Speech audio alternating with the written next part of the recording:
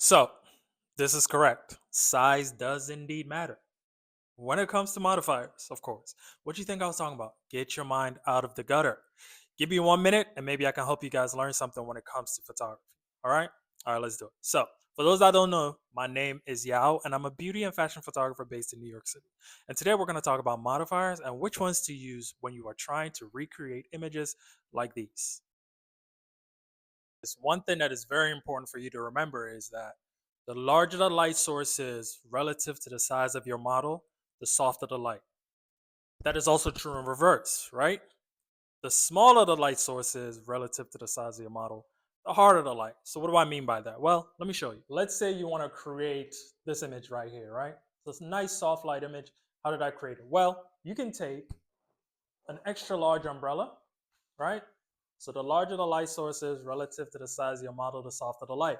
So you're going to take an extra large umbrella like this over here, and you're going to place it close to your model. That's going to give you that very nice and soft, even light. Now let's say you do not have a 5-foot octobox, you don't have an extra large umbrella. What else can you do? Well, you can take a 3-foot octobox, pull this 3-foot octobox in close to your model. Again, remember, the larger the light source is relative to the size of your model, the softer the light. So you pull this in close to you, and that's going to give you that soft light that you're looking for.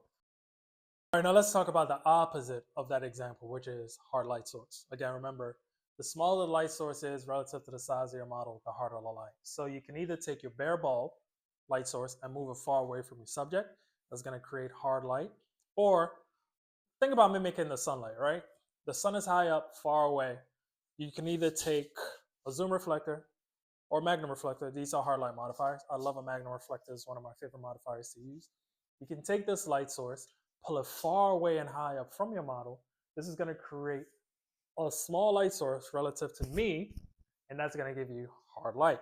That's the kind of modifiers you use to create images like these.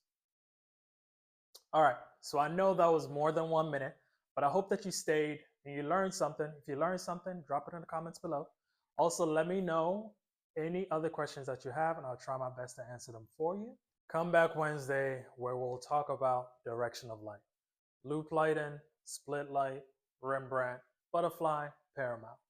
But until then, have a good week.